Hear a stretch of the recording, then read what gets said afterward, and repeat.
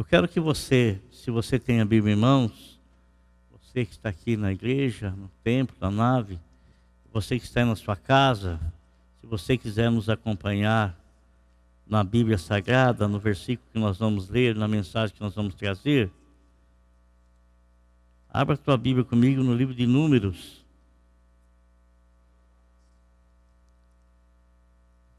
Números 12, verso de número 3.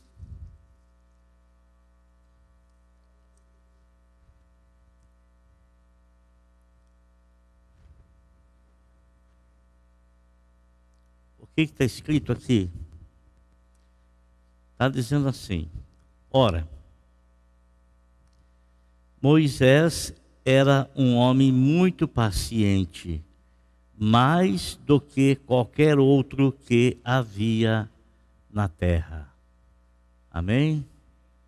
Vou ler novamente. Moisés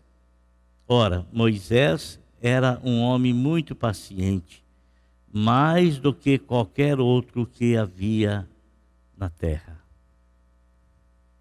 Que Deus nos ajude e nos abençoe ao transmitir essa palavra. Amém? Glória a Deus. Irmãos, nós estamos orando no dia de hoje em favor das pessoas que estão em estado de depressão ou de ansiedade. E eu estava lendo a Bíblia Sagrada e procurando desses dias que nós estamos vivendo, anos já, né? Que nós estamos vivendo na situação, o quanto nós estamos precisando de paciência, porque, queiramos ou não, ela vai se esgotando, E a gente precisa constantemente estar aos pés do Senhor para que Ele traga renovação na nossa alma, para que Ele traga força à nossa alma, para que Ele possa nos dar entendimento e para que a gente tenha e alcance da parte dEle paciência. Porque muitas coisas têm acontecido, muitas coisas têm sucedido, e essas coisas que têm acontecido, têm sucedido, têm mexido muito com a vida mental, psicológica das pessoas. Eu estava lendo uma reportagem que os casos de problema psicológico aumentou em 80%, dado toda essa situação que nós estamos vivendo. Toda a situação, não apenas nós no Brasil, mas em todo o mundo. E nós, como servos de Deus, nós precisamos de paciência. Isso não quer dizer que a paciência da qual nós precisamos, nós vamos obtê-la assim magicamente, de forma alguma. Lendo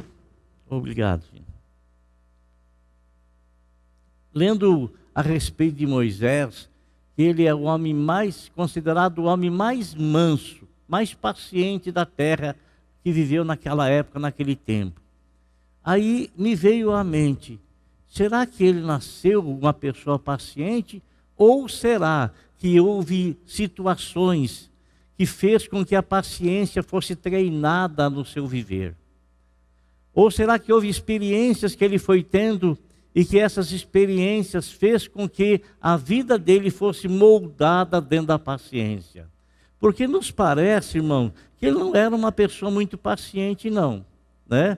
Os anos que ele viveu lá no Egito, né, onde ele nasceu e foi criado até os 40 anos, tem uma passagem muito interessante, muito importante, quando ele viu um egípcio brigando, né, com um dos seus irmãos israelitas. Ele sabia que ele era israelita, ele sabia que ele tinha sangue hebreu. E quando ele viu isso, ele interferiu. E ele interferiu projetando-se contra o agressor, o egípcio, e matou a pessoa. E no ele ter matado essa pessoa, Faraó soube e mandou que os soldados fossem atrás dele para prendê-lo. Aí foi que ele fugiu. ele fugiu para os desertos. Ele ficou durante 40 anos vivendo no deserto. 40 anos vivendo no deserto. Eu tenho por mim que durante esses 40 anos que ele viveu no deserto, e sabe, irmãos, uma das situações que mais nos leva, nos atrai até a presença de Deus, é quando a nossa mente não está sendo atraída por absolutamente nada. Em que a nossa mente, ela não está focada, estou trazendo para o dia de hoje, numa televisão, vendo falar diuturnamente a respeito de coisas ruins, não está num rádio, não está num jornal, numa notícia que você está em cidades tendo sendo puxado para observar, para enxergar, para ver, para se distrair com tantas e tantas outras coisas. O que uma pessoa faz no deserto? O que uma pessoa faz no deserto? Voltando para lá, para Moisés. Então, foi ali que ele se sentiu atraído por Deus. E foi ali que ele começou a ter o quê? Ele começou a ter experiência com Deus. Muito assim, não muito parecido, mas imagine Davi, alguma coisa similar.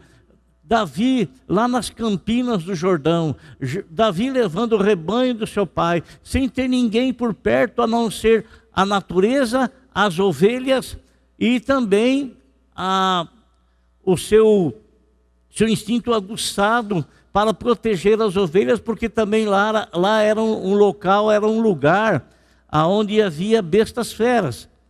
Então ele começou a também ter uma comunhão com Deus, comunhão essa que posteriormente veio se revelar na vida dele, e toda aquela comunhão que ele teve com Deus lá nas campinas do Jordão, levando o gado do seu pai, apacentando as ovelhas do seu pai, então lhe serviu posteriormente. E Moisés também no deserto foi a mesma coisa. Durante 40 anos ele viveu no deserto. Lá ele conheceu a esposa dele, ele se casou, mas ele teve uma intimidade muito grande com Deus, a ponto de Deus chegar para ele e escolhê-lo para voltar lá no Egito, para tirar o povo de Israel do Egito.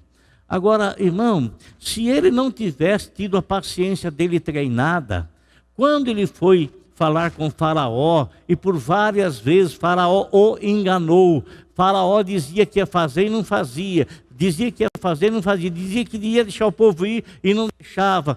E Moisés dá paciência, sabe por quê? Porque Moisés conhecia o agir de Deus, e ele sabia que Deus estava espremendo aos poucos Faraó, até o ponto de Faraó não suportar mais, não aguentar mais e sofrer na sua própria vida a consequência de uma praga enviada por Deus que atingiu o seu filho caçula. E a Bíblia nos fala então que Faraó deixou Moisés levar o povo para o deserto. Irmão, agora imagine você, Moisés ficou mais 40 anos conduzindo o povo pelo deserto, né? E esses 40 anos foram resultado da rebelião do povo. E o povo não se rebelava contra Deus, o povo se rebelava contra Moisés. Imagine você, irmão, o que aquele homem teve que suportar, o que aquele homem teve que aguentar. Imagine você, amado, durante 40 anos, o próprio irmão e a irmã se levantaram contra ele, questionaram a autoridade dele. Famílias que pertenciam a algumas tribos se levantaram contra ele, dizendo: quem você pensa que é? Você acha que você é mais do que alguém? Você acha que ninguém pode ser igual a você?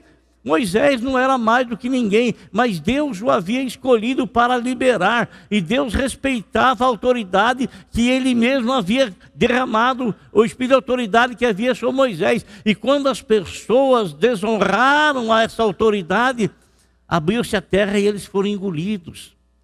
Então, Moisés, irmãos, note uma coisa: Às vezes não parece, mas cada coisa que você vai enfrentando na vida, aquilo vai se acumulando dentro de você. Vai se acumulando, vai se acumulando. E de uma forma ou outra, ela vai se manifestar. Moisés, depois de 40 anos, irmão, depois de 40 anos, Deus falou com ele, falou, fala com a rocha, que a rocha vai dar água. Ele estava tão revoltado, irmão, ele estava tão machucado, ele estava como uma panela de pressão pronto para explodir. Durante esses 40 anos ele foi suportando. Ele era o homem mais paciente, ele era o homem mais manso da terra. Mas dentro desses 40 anos houve um momento em que ele irou-se, e foi nesse exato momento que ele então perdeu o acesso à terra prometida. Foi ali que o Senhor Deus disse para ele, sobe no monte. E ele subiu no monte, olhe a terra, e a Bíblia nos fala que ele olhou toda a terra, ele enxergou toda a terra, tudo aquilo que ele nasceu, os 40 anos que ele viveu no Egito, aprendendo a ser líder, os 40 anos que ele foi para o deserto, aprendendo a comunhão com Deus, os 40 anos que ele tirou o povo de Israel do Egito e foi conduzindo aquele povo para a terra prometida. Agora ele sobe no monte e Deus fala para ele, olhe tudo aí, olhe tudo. Você vai ver, mas você não vai poder entrar na terra prometida. Por quê? Porque houve um momento, um único momento, em que Deus pediu algo para ele, e ele não fez o que Deus pediu, ele fez do modo que ele quis fazer, da maneira como ele quis fazer, e trouxe uma grave consequência sobre a vida dele. Logicamente que eu não estou entrando no mérito doutrinário, de que Moisés representa a lei, e pela lei ninguém alcança as promessas do Senhor, a não ser aqueles que alcançam pela graça. Não estou nesse mérito, estou falando apenas de uma atitude errada que ele teve e que, consequentemente, o proibiu de entrar na terra prometida. No capítulo 21, versículo 19 de Lucas, está escrita essa palavra assim, e é perseverando que vocês obterão a vida. É perseverando que vocês obterão a vida. Imagine você como Moisés, considerado o homem mais manso, paciente da terra, se sentiu quando recebeu de Deus essa palavra: você verá a terra, mas não entrará nela. Que frustração, que decepção, que dor, que vergonha, que humilhação. Agora, nós lemos um versículo escrito por Lucas, que ele diz assim, que é na nossa paciência, nossa perseverança, que nós vamos obter, que nós vamos alcançar a vida. No livro de Mateus, no capítulo 24, versículo número 12, diz assim: devido ao aumento da maldade, o amor de muitos esfriará. Nós estamos, amados irmãos, vivendo dias muito difíceis. Muito difícil. Nós estamos vendo a maldade aumentar no mundo. A maldade, muitas vezes, essa maldade está vestida de justiça ou de poder judiciário. E nós estamos vendo ela aumentar no mundo. E infelizmente, muitos de nós, os cristãos, às vezes estamos sendo levados por essa maldade. Nós estamos observando a maldade acontecer e a gente às vezes começa a questionar aonde é que está o amor de Deus, aonde é que está o poder de Deus, onde é que Deus está, que Ele não está vendo, Ele não está enxergando as coisas que estão acontecendo no mundo. Nós vimos aí o doutor Jairinho e a sua esposa mataram o filho de 5 anos de idade. Nós estamos vendo notícias de pais matando filhos e filhos matando pais, irmãos matando irmãos. Tantas e tantas e tantas coisas estão acontecendo. Nós estamos vendo, pasme você, nós estamos vendo leis no Congresso Nacional, leis da instituição da nova família. A nova família onde não há necessidade de haver o casamento homem com mulher e uma preservação da raça humana. A nova família ela é constituída de qualquer tipo de casamento, de qualquer tipo de união, E pasmem mais vocês ainda, há um projeto na Câmara Federal, aonde para abolir o crime da pedofilia, porque estão dizendo agora que a pedofilia não é crime, a pedofilia é uma doença. Então, a maldade está aumentando, e essa maldade está aumentando vestida de uma justiça, ou sendo apoiada juridicamente. Então, irmão, é isso que nós estamos enxergando, é isso que nós, os crentes, estamos enxergando. Nós que conhecemos a palavra de Deus, nós sabemos que tudo isso que está se colocando aí não tem nada a ver com a vontade de Deus e não tem nada a ver com a finalidade para a qual Deus criou a raça humana, criou o homem, criou a mulher, para instituir famílias. Não tem nada a ver com isso. E nós que sabemos, que conhecemos a palavra, e nós somos afetados por isso, porque sabemos nós que aquilo não é a vontade de Deus, nós sabemos que aquilo é uma maldade que está acontecendo. E muitos crentes, infelizmente, eles não estão perseverando mais nos caminhos do Senhor.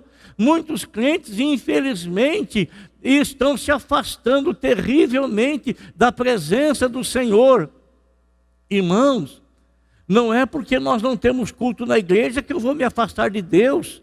A igreja é um lugar onde me uno com os meus irmãos para ouvir a mensagem da palavra de Deus. Mas a minha comunhão com o Senhor tem que estar na leitura que eu faço da palavra de Deus e também da minha oração ao Senhor, da minha comunhão com o Senhor.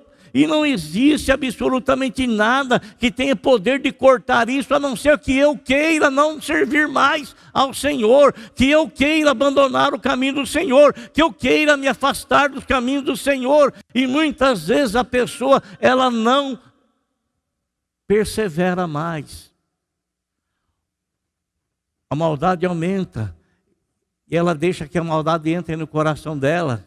E ela às vezes diz assim, mas que adianta eu estar servindo ao Senhor?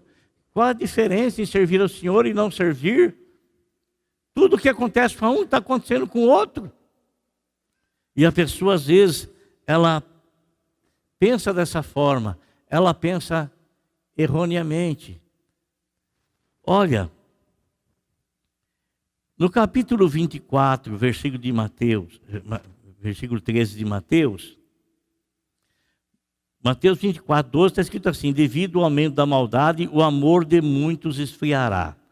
Mateus 24, 13 diz assim, mas aquele que perseverar até o fim, esse será salvo. Então quer dizer que a maldade aumentando, o amor de muitos esfriará e levará essas pessoas a se distanciarem do Senhor, a se afastarem do caminho do Senhor. Mas na sequência, no versículo seguinte, Mateus reporta o seguinte, mas aquele que perseverar até o fim será salvo. Aquele que perseverar até o fim será salvo. Então, essa conversa de uma vez salvo, salvo eternamente, salvo para sempre, é uma lorota, é uma conversa fiada. Uma conversa fiada. Não é não.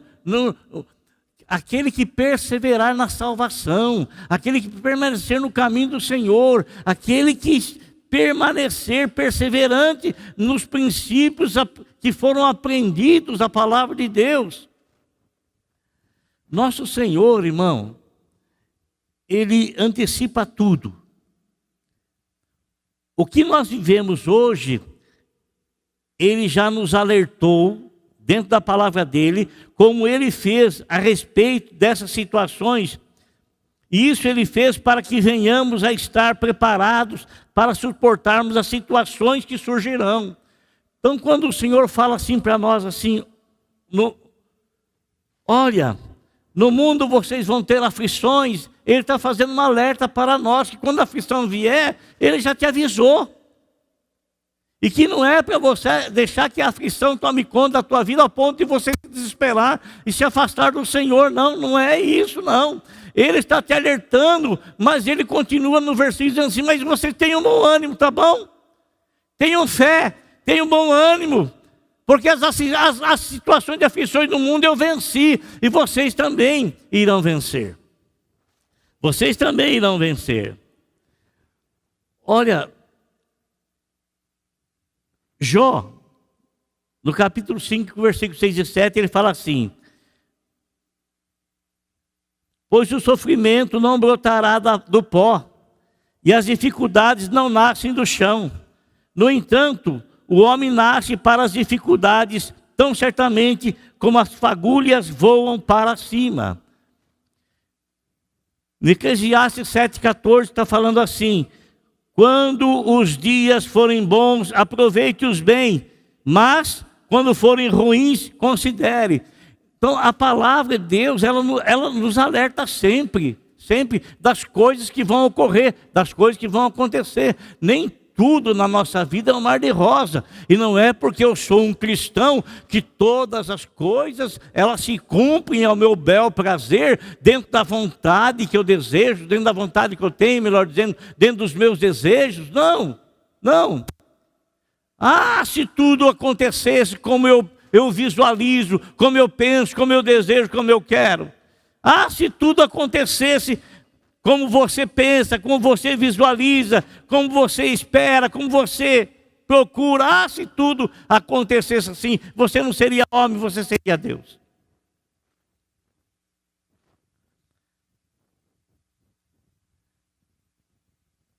O escritor aos Hebreus, ele diz assim, que nós necessitamos de paciência para alcançar o proposto. No capítulo 6, versículo 15 de Hebreus, diz assim: e foi assim que, depois de esperar pacientemente, Abraão alcançou a promessa. Depois dele esperar com paciência, foi que Abraão alcançou a promessa. Irmão, em nome de Jesus,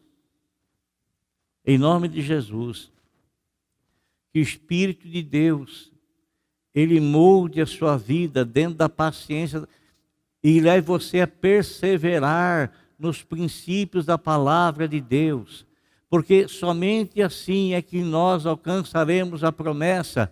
E aquele versículo que eu li em Lucas capítulo 21, versículo 19, não está falando com respeito a esta vida aqui. Alcançar a vida está querendo dizer a vida no amanhã.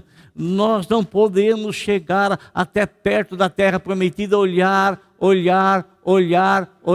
e só olhar e não herdar. Nós não podemos contemplar a vida eterna, olhar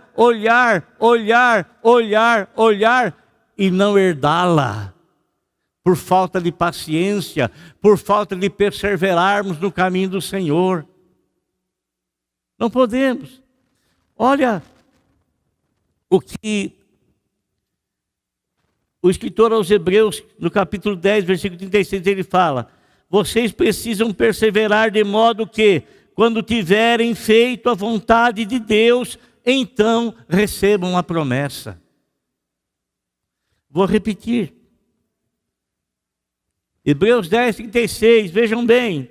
Você que está nos assistindo, veja bem o que a palavra de Deus nos diz. Vocês precisam perseverar. É um conselho que o escritor aos Hebreus está dando. Vocês precisam perseverar.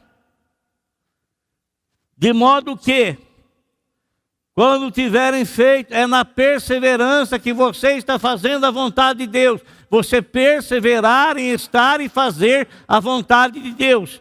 De modo que, quando tiverem feito a vontade de Deus, recebam o quê? A promessa. Deixa-me lhe perguntar.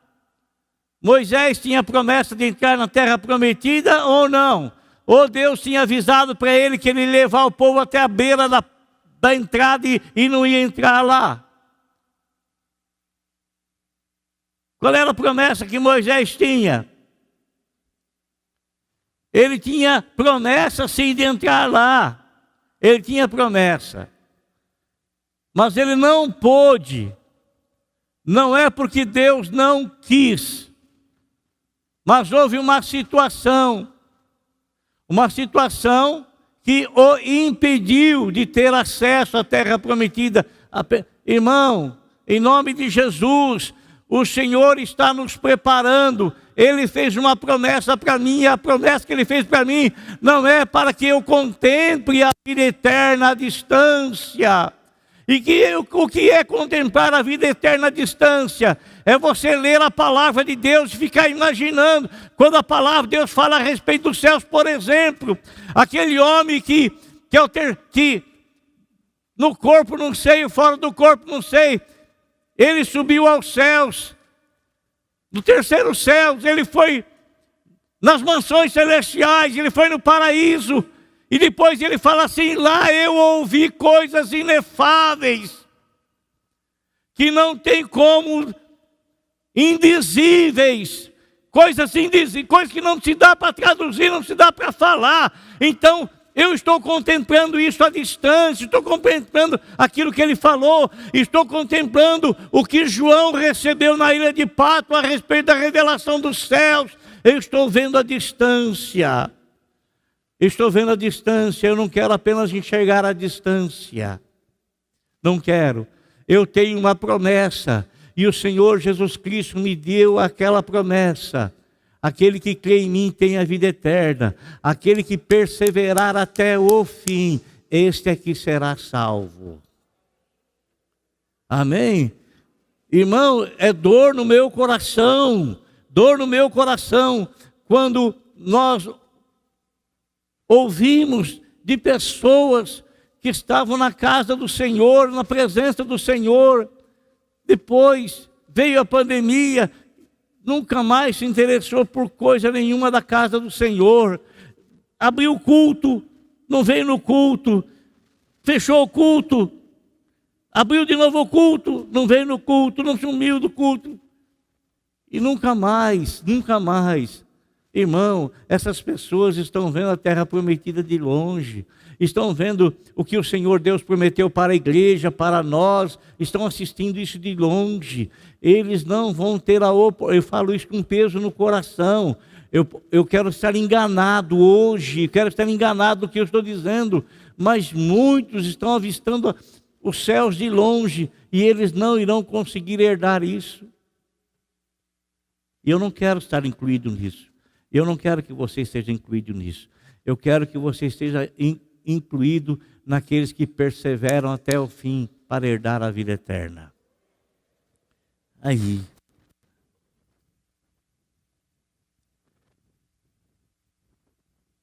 A paciência que nos faz obter a vida. Essa vida é tão preciosa que alguns tiveram a oportunidade de vê-la em sua plenitude. Foi o caso de Estevão, quando estava sendo morto, apedrejado, ele levantou os olhos para o céu, ele viu os céus abertos. Ele viu os céus abertos. Eu não consigo ver, não consigo contemplar, você também não. Mas ele viu, Deus se agradou em abrir para ele, porque ele estava sendo morto, apedrejado, mártir. Talvez a hora que estivesse sendo morto, falou: meu Deus, o que está acontecendo comigo? Aí o Senhor, porque o Senhor sempre anima-nos na fé, irmão. O Senhor sempre nos anima na fé. Sempre. Sempre quando vem alguma coisa para nos abater, para nos aborrecer, alguma coisa, o Senhor, Ele chega com a palavra dEle e renova as nossas esperanças, renova-nos na fé, renova as nossas forças. Ele viu então os céus abertos. E ele chegou ao ponto de dizer para o Senhor: perdoa eles aí, ó, perdoa eles aí. Sabe por que ele falou isso? Porque aquilo que ele estava para receber, aquelas pessoas não iriam receber. Aquilo que ele estava enxergando, aquelas pessoas não estavam vendo. A expectativa que ele tinha de logo estar na presença de Deus, aquelas pessoas não tinham. Aí, como eu falei para os irmãos, João lá na ilha de Patmos, que viu os céus, ele escreveu tudo. Ele teve visões magníficas, visões maravilhosas que ele escreveu a respeito dos céus. E Paulo, né? Que eu citei para vocês agora, aqui em 2 Coríntios, capítulo 12, versículo 4. Foi arrebatado até os céus e viu coisas indizíveis, coisas que não tinha como traduzir, irmão, era tão belo, tão magnífico, tão esplendoroso, que ele não tinha palavras para traduzir isso, não tinha palavras. Ele também escreveu aquele versículo que diz assim, o olho não viu, o ouvido não ouviu, e jamais penetrou no coração do homem o que Deus tem preparado para aqueles que o amam.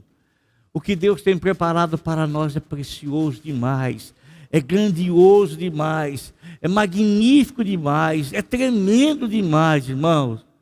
Então vamos ter paciência, vamos ter perseverança, vamos perseverar, vamos ter paciência, vamos ter paciência diante das coisas más, não vamos permitir que o nosso coração seja enredado ou engodado por essas coisas, vamos ter o nosso coração firmado nos princípios da palavra de Deus e vamos permitir que o Espírito Santo a cada dia mais nos molde no ser dele, na vontade dele, para que a gente não apenas contemple de longe, mas herde o que Deus tem para nós. Eu quero ler aqui alguns versículos para me encerrar, de Tiago, capítulo 5. Está escrito assim, irmãos, olha, 5:7. Portanto, irmãos, sejam pacientes até a vinda do Senhor. Vejam como o agricultor aguarda que a terra produza preciosa colheita e como espera com paciência até virem as chuvas de outono e da primavera. Sejam também pacientes e fortaleçam o seu coração, pois a vinda do Senhor está próxima.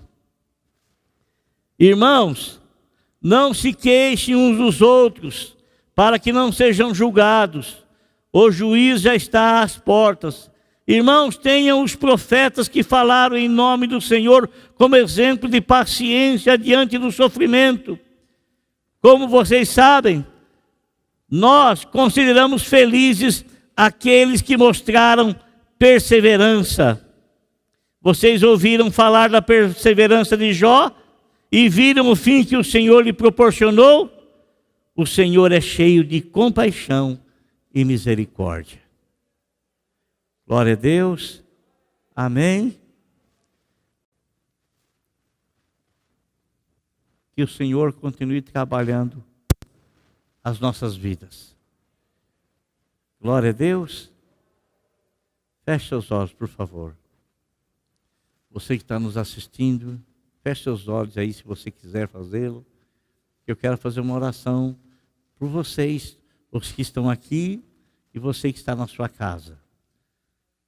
Nós precisamos de paciência.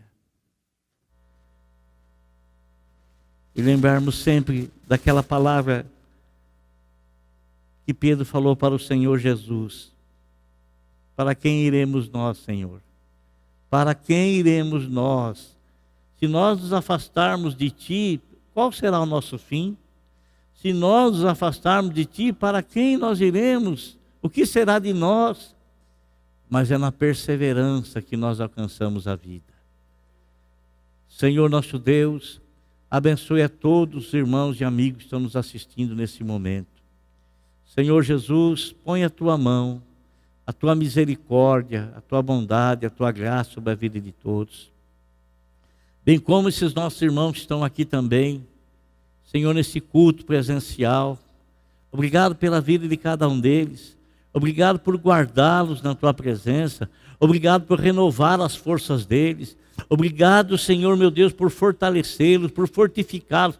Obrigado, Senhor meu Deus, por renovar as nossas energias, a nossa força espiritual, a nossa visão espiritual, a nossa motivação, Senhor. Obrigado, Senhor, porque o que espera por nós é o céu, Senhor. Oh, Senhor amado, Senhor santo. E nós não queremos avistar isso apenas mediante a Tua palavra, Senhor. Mas nós estamos perseverando no Teu caminho, porque nós queremos herdar, Senhor. Nós queremos estar um dia perto do Senhor, lado a lado de Ti. Contemplar a Tua formosura, contemplar a Tua face, que é melhor de todas as coisas que um homem pode esperar. Ver a face do seu Criador. Ver a face do seu Salvador, ver a face do seu Confortador e do seu Consolador. Meu Deus, em nome de Jesus, eu coloco, Senhor, a vida de todos esses teus filhos em tuas mãos, todos eles, Pai. Obrigado por abençoar a vida pessoal, obrigado por abençoar, Senhor, meu Deus, a vida, meu Salvador, familiar. Meu Deus, obrigado por abençoar a vida profissional. Obrigado, Senhor meu Deus, porque o Senhor se interessa por cada item da nossa vida, por talvez insignificante que seja aos nossos olhos, diante de outras coisas, mas o Senhor se interessa por todos, ó Senhor, por todas. E obrigado por nos guardar na Tua presença. Que a Tua mão esteja sobre a vida de todos, meus irmãos, todos eles, ó Senhor. Meu Deus, abençoa a nossa nação, Senhor. Abençoa a nossa nação, Senhor. Meu Deus, que ela não seja entregue, Senhor, meu Deus, na mão de Satanás. Que ela não seja entregue, Senhor, meu Deus e meu Pai, na mão de homens que não Te temem, que não têm o Senhor acima de tudo. Não, Senhor.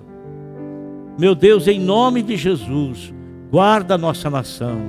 Guarda, Senhor, meu Deus e meu Pai, cura aqueles que estão enfermos. Cura, Senhor meu Deus, abençoa os governantes da nossa cidade, do nosso país, Senhor, do nosso estado. Abençoa, Senhor, nosso Deus e nosso Salvador, para a Tua honra e para a Tua glória, todos os enfermos, ó Deus, todos que estão, Senhor, acometidos por essa enfermidade, por esse vírus, Senhor meu Deus e meu Pai, tenha misericórdia, Senhor, tenha misericórdia, Senhor. Tenha misericórdia, o Teu poder é eficaz contra isso. O Teu poder é eficaz contra isso. E se o Senhor quiser, porque ninguém manda em Ti, se o Senhor quiser, a hora que o Senhor quiser, o Senhor faz aquilo que o Senhor deseja fazer. Senhor, mas eu Te peço, tenha misericórdia desse povo. Tenha misericórdia das famílias enlutadas, ó Senhor. Tenha misericórdia, Senhor meu Deus e meu Pai querido, das famílias que estão padecendo a perda, Senhor meu Deus e meu Pai, de entes queridos. Tenha misericórdia, Senhor meu Deus eterno, da economia desse país que está levando tantas e tantas e tantas pessoas a sofrerem de um mal, a sofrerem de fome, Senhor. Meu Deus e meu Pai, tenha misericórdia, Senhor. Tenha misericórdia, Senhor Jesus, Senhor Santo, pelo preço que esse povo, Senhor meu Deus, que o povo está pagando. Senhor meu Deus, tenha misericórdia, Senhor. Meu Deus e meu Pai querido, meu Deus e meu Pai amado, é bem verdade, Senhor, que nós não estamos vendo mais ninguém debochar do Teu nome. É bem verdade, Senhor, que nós não estamos vendo ninguém na festa mais popular do Brasil zombar do Teu nome. É bem verdade, Senhor, meu Deus e meu Pai, que nós estamos vendo, Senhor, as pessoas, Senhor, que zombaram, que riram de Ti, com medo, Senhor, da situação. Senhor, nosso Deus e nosso Pai, abençoa, Senhor Jesus, abençoa, Senhor, as crianças, abençoe, Senhor, meu Deus e meu Pai, os adolescentes, os jovens, abençoe, Senhor, os adultos, abençoe as pessoas de terceira idade, Senhor, abençoa, Senhor, nosso Deus e nosso Redentor bendito, nosso Redentor santo. E eu oro a Ti, Senhor, eu oro a Ti porque eu sei que na família desse meu irmão tem alguém dessa faixa etária que nós citamos, e que ele seja abençoado, Senhor, seja tocado pelo Teu Espírito, seja alcançado pelo Teu Espírito, seja, Senhor meu Deus e meu Pai querido, Senhor meu Deus, tenha força do Teu Espírito para envolvê-lo na Tua graça e trazer sobre ele a bênção necessária, Senhor. Pai, em nome de Jesus eu oro por todos e Te agradeço. Renova as forças, Senhor, renova as forças. Muita gente, Senhor, está se esquecendo de Ti. Muita gente, Senhor, está se afastando e está se esquecendo de Ti. Muita gente, Senhor, meu Deus e meu Pai. Senhor, alcança eles, Senhor, aonde eles estiverem. Toca neles, abençoa eles, Senhor. Tira a ilusão do coração, tira o engano da mente, Senhor, no nome de Jesus. Tira, Senhor, tira para a glória do Teu nome. E em nome de Jesus, que a Tua bênção esteja sobre todos, sobre todas as famílias aqui presentes, aqui representadas, e sobre todos que estão nos assistindo aí, nos acompanhando nas redes sociais, em nome de Jesus. Amém.